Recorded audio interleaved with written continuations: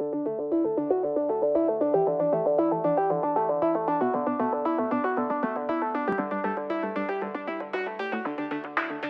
97% of the businesses in Liverpool are small businesses. They're the backbone of our economy. It's where mums and dads, people having a go, investing and trying to establish a business to make a living for themselves and to employ other people. Council's role is as much as we can to support them and to make their life easier so they can become successful. I've grown up in a business, in a small business family. My dad used to own petrol stations, or as they were called in America where I grew up, gas stations. From there, my dad's owned, I remember Owen Wilberforce used to own like an IGA. Growing up doing that on the Donut King, so I had a bit of slave labor from my family as kids who grow up in small business. But it was great, taught me wonderful skills. Where I was able to set up my own business.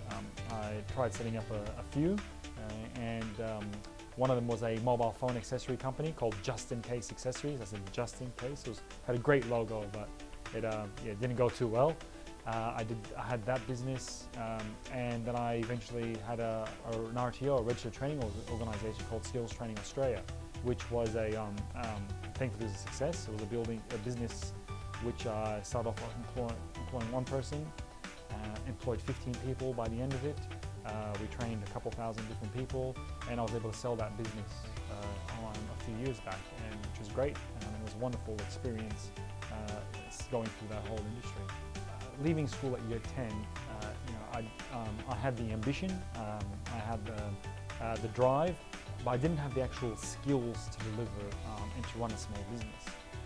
And it was wonderful I went through the NIES program. I actually went through it twice, doing the Certificate 4 in Small Business, and going through that program, I think that was back in 2004, was paramount to the success that I had in running a small business.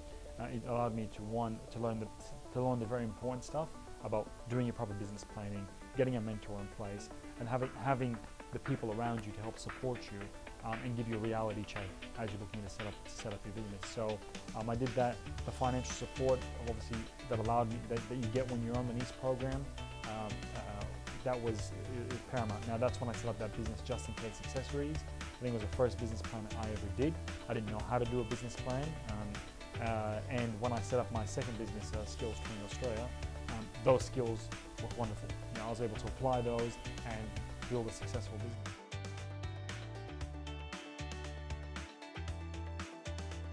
Yeah, so we've got Small Business Week. We have a whole economic development team that are out there working with small businesses to help them in what could be a very complicated area to perform, to do business in.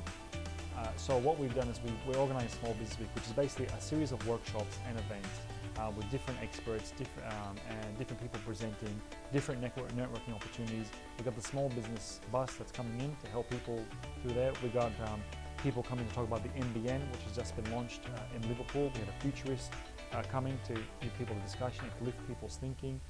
Also information about the grants that are available from the Office of State Revenue.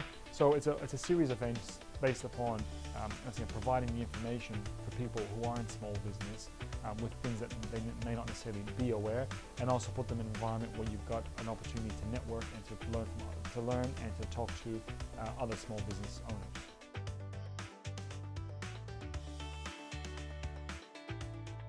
I would do is I would recommend you go out there and try to get onto the NIES program, because if you can get accepted and onto that, you've already established yourself. You got one step in the right direction. I'd put it down. There's 3 key elements to establishing a small business. Number 1 is do a business plan. Number 2 is get a mentor, and number 3 is work on your sales and communication skills.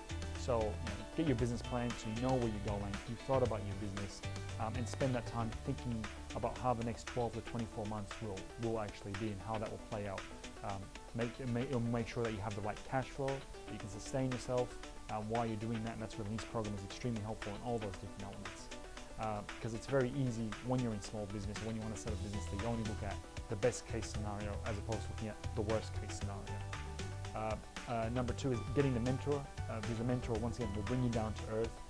There's people who've got a wealth and depth of information that they've learned through experience. So if you can tap into that, it's a wonderful thing, and they play a fundamental role in helping you succeed.